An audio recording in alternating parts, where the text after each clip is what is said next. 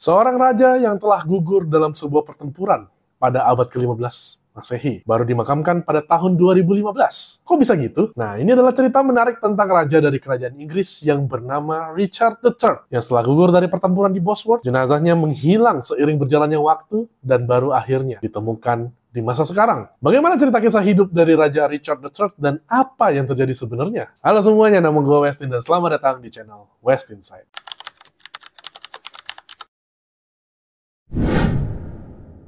Pada tanggal 2 Oktober tahun 1452, di Kastil Fotheringhay, lahir seorang anak laki-laki dengan nama Richard Plantagenet. Ia adalah anak bungsu dari pasangan Richard, Duke of York, dan Cecily Neville, bangsawan dari keluarga York yang kelak seharusnya memiliki klaim kuat atas tahta Inggris. Masa kecil Richard berlangsung di tengah gejolak politik yang mengoyak negeri. Kala itu, Inggris sedang dilanda perang saudara yang kelak dikenang dengan nama Perang Mawar atau The War of the Roses. Konflik dinasti yang berkecamuk antara dua cabang keluarga bangsawan, York dan Lancaster, yang sama-sama keturunan dari Raja Edward III. Simbol dari kedua belah pihak yang adalah bunga mawar. Mawar putih melambangkan keluarga York dan mawar merah melambangkan keluarga Lancaster. Sedikit cerita tentang asal-usul Perang Mawar atau dalam bahasa Inggris ini disebut War of the Roses. Jadi, wangsa York dan Lancaster ini awalnya adalah satu keluarga. Seperti tadi diceritain, kan ada Raja Edward III sebagai Raja Inggris pada saat itu. Nah, saat itu baik keluarga York dan Lancaster ini merupakan keluarga cabang yang tergabung dalam satu wangsa yang dinamakan House of Plantagenet, yaitu wangsa dari si Raja Edward III itu sendiri. Nah, Raja Edward III itu punya beberapa anak. Anak pertamanya bernama Edward the Black Prince,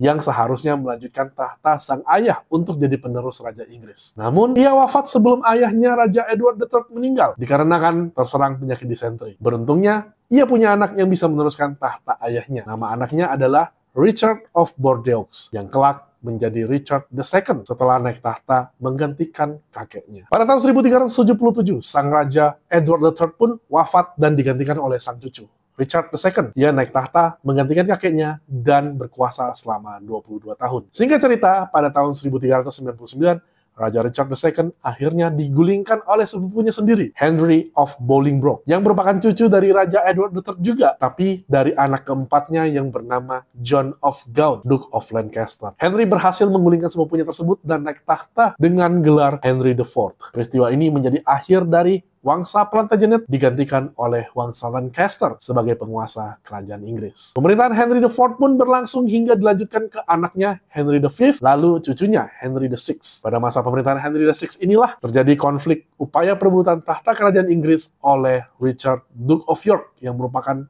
ayah dari Richard Plantagenet ini, guys. Richard, Duke of York ini sendiri juga mengklaim tahta Inggris bukan sembarangan ngeklaim, guys. Alasannya adalah karena ia adalah cucu dari Edmund of Langley, yang merupakan anak kelima dari Edward III. Jadi dia cicitnya ya. Jadi ia juga merasa kalau ia pantas untuk menduduki tahta penguasa Inggris. Namun sayangnya Richard, Duke of York ini tidak berhasil menggulingkan Raja Henry VI dan harus gugur dalam pertempuran Wakefield pada tahun 1460. Tapi perjuangannya diteruskan oleh putra sulungnya yang bernama Edward Earl of March, yang juga merupakan kakak dari Richard Plantagenet. Setahun setelah melanjutkan perjuangan ayahnya yang gugur, akhirnya pada tahun 1461, Edward Earl of March, kakaknya si Richard Plantagenet ini, berhasil mengalahkan Raja Henry VI dari keluarga Lancaster dan berhasil naik tahta sebagai Raja Edward IV. Dari sini tahta kerajaan Inggris pun berganti dari wangsa Lancaster ke wangsa York.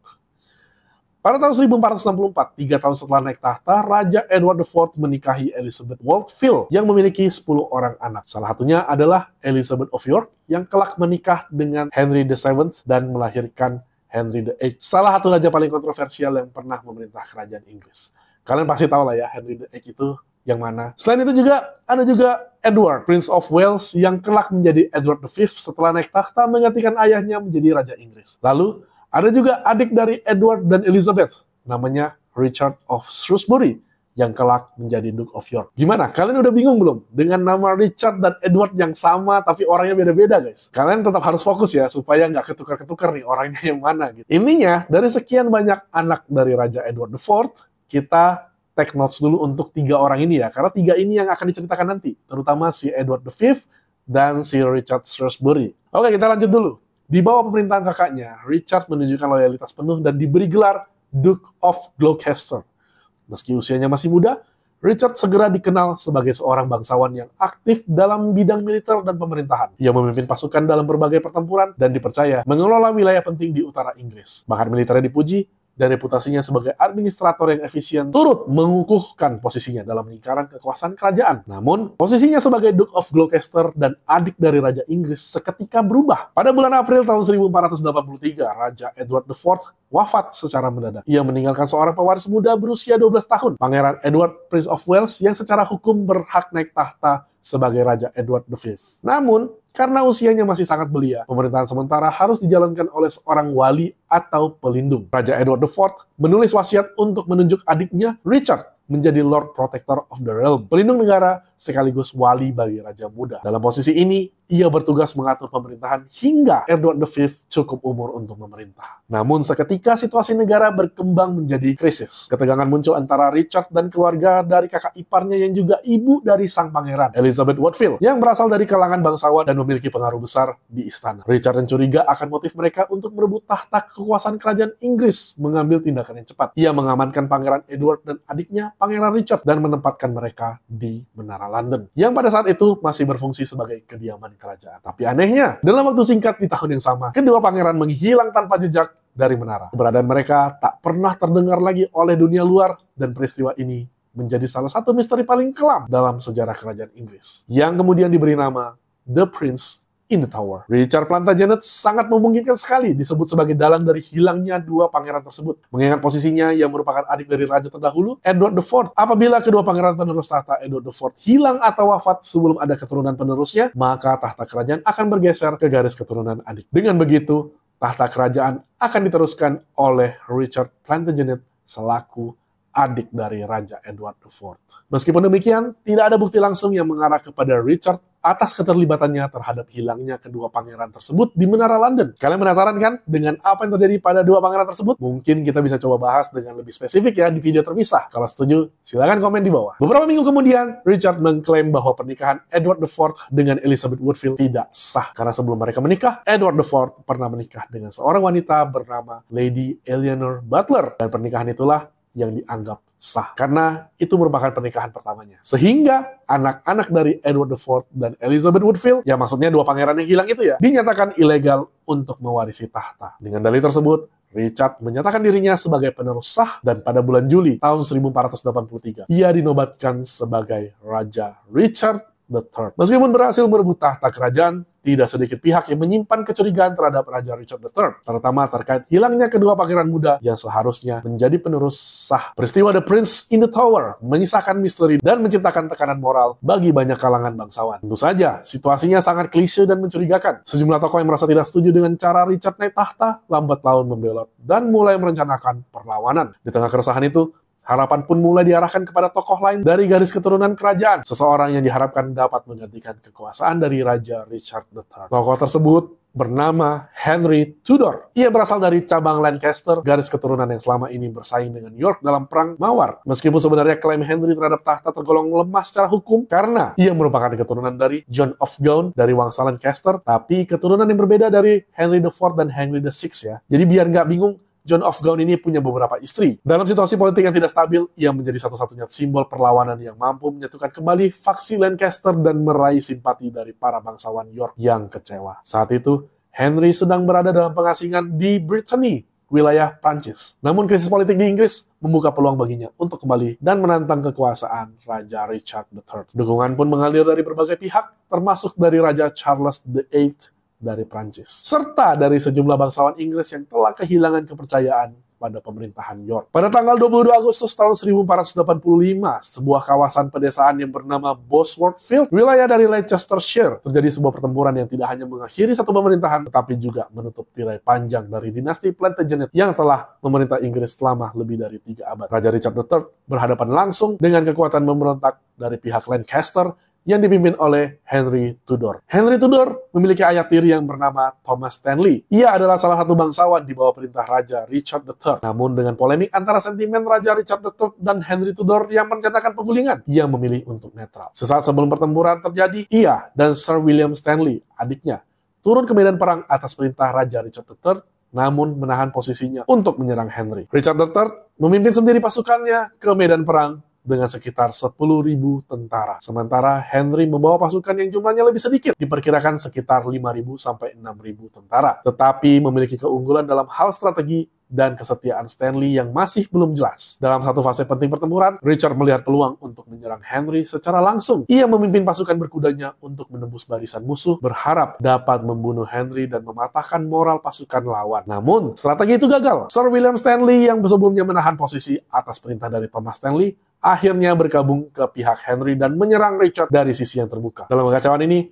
Richard diserang dan gugur di medan perang. Beberapa sumber menyebut bahwa ia bertempur hingga akhir dan menolak mundur, sebuah tindakan yang kemudian menjadi bagian dari citra tragisnya dalam sejarah. Richard III menjadi raja Inggris terakhir yang gugur di pertempuran dalam sejarah kerajaan Inggris hingga saat ini, dan kematiannya menandai berakhirnya kekuasaan dinasti York dari Plantagenet, sekaligus mengawali naiknya Henry Tudor sebagai Henry VII dan raja pertama dari dinasti Tudor. Untuk memperkuat legitimasi, Henry kemudian menikahi Elizabeth of York, putri dari Edward IV, dan menyatukan simbol mawar merah dan mawar putih dalam lambang baru, yaitu mawar Tudor. Jasad Richard III dibawa ke kota Leicester oleh pihak pemenang. Ada sumber yang mengatakan bahwa tubuhnya dipertontonkan di depan umum untuk memastikan kematiannya. Namun, beberapa sumber lainnya mencatat ia dimakamkan secara sederhana tanpa upacara kenegaraan di kompleks Greyfriars Church, sebuah biara Fransiskan di kota Leicester. Pemakamannya dilakukan tanpa keagungan yang lazim bagi seorang raja, mencerminkan kekalahan totalnya secara politik maupun simbolik. Beberapa dekade setelah kematian Richard III, Inggris mengalami perubahan besar dalam struktur keagamaannya. Pada awal tahun 1530-an, di bawah kepemimpinan Raja Henry VIII, anak dari Henry VII, terjadi reformasi gereja di Inggris yang menyebabkan pemisahan dari gereja Katolik Roma. Salah satu dampaknya adalah pembubaran dan penghancuran biara-biara Katolik di seluruh negeri. Greyfriars Church, tempat Richard III dimakamkan, pun ikut dihancurkan akibat reformasi tersebut. Akibatnya, lokasi pemakaman Richard III pun kehilangan kejelasan. Tidak ada yang bisa memastikan apakah jasadnya dipindahkan atau masih terkubur di bawah tanah biara. Kalaupun sudah dipindahkan kemana? Tidak ada rekor jelas yang mencatat itu. Seiring waktu, jejak fisik dan dokumentasi mengenai makam tersebut pun menghilang dari catatan resmi. Memasuki abad ke-17, lebih dari satu abad setelah kematian Richard III, ketidakjelasan mengenai lokasi makam sang raja melahirkan berbagai cerita rakyat. Disebutkan bahwa jenazahnya digali kembali dari makam biara dan kemudian dibuang ke sungai Soar oleh massa yang membenci monarki. Namun hingga kini, tidak ditemukan bukti arkeologis maupun dokumen resmi yang dapat menguatkan klaim ini. Kisah tersebut tetap menjadi bagian dari tradisi lisan, bukan catatan sejarah yang dapat diverifikasi. Kemudian pada abad ke-18 dan ke-19, kawasan bekas biara Greyfriars di Leicester mengalami perubahan fungsi yang drastis. Bangunan-bangunan baru termasuk rumah tinggal dan institusi pendidikan didirikan di atas lahan yang dulunya merupakan kompleks religius tersebut. Identitas historis kawasan itu semakin kabur dan akhirnya pada abad ke-20, sebagian besar wilayah Greyfriars bahkan telah berubah menjadi lahan parkir mobil, tanpa penanda bahwa di bawah tanah tersebut pernah dikuburkan seorang Raja Inggris. Barulah pada tahun 2004, sebuah titik balik penting terjadi. Philippa Langley, seorang sejarawan independen sekaligus anggota dari Richard III Society, memulai upaya serius untuk melacak keberadaan makam sang raja. Berdasarkan kajian arsip sejarah dan peta kuno, ia meyakini bahwa jasad Richard III kemungkinan besar tidak pernah dipindahkan dari lokasi awal pemakamannya dan masih terkubur di kawasan Greyfriars, yang kini menjadi bagian dari pusat kota Leicester. Usaha Langley mendapat dukungan dari kalangan akademisi. Pada bulan Agustus tahun 2012, tim arkeolog dari University of Leicester bekerja sama dengan Richard III Society dan pemerintah kota setempat memulai penggalian sistematis di area yang saat itu merupakan tempat parkir mobil Dewan Kota Leicester, tepat di atas wilayah yang diyakini sebagai sisa-sisa biara Greyfriars. Tak lama setelah penggalian dimulai, mereka menemukan kerangka manusia dewasa laki-laki dengan ciri-ciri luka senjata pada bagian tengkorak dan punggung, serta kelainan pada tulang belakang yang mengindikasikan skoliosis. Semua ciri yang sesuai dengan deskripsi sejarah mengenai kondisi fisik Richard III. Penemuan tersebut segera memasuki tahap verifikasi ilmiah. Pada awal tahun 2013, setelah dilakukan analisis DNA mitokondria yang dicocokkan dengan keturunan maternal dari keluarga York, serta melalui uji forensik lanjutan, University of Leicester secara resmi mengumumkan bahwa kerangka tersebut adalah milik Raja Richard III. Pengumuman ini yang dilakukan pada 4 Februari 2013 disambut dengan sorotan dunia dan dianggap sebagai salah satu penemuan arkeologi paling signifikan dalam sejarah Inggris modern. Sebagai bentuk pemulihan kehormatan sejarah, pada tanggal 26 Maret 2015, jenazah Richard III akhirnya dimakamkan ulang secara resmi dalam sebuah upacara kenegaraan di Leicester Cathedral.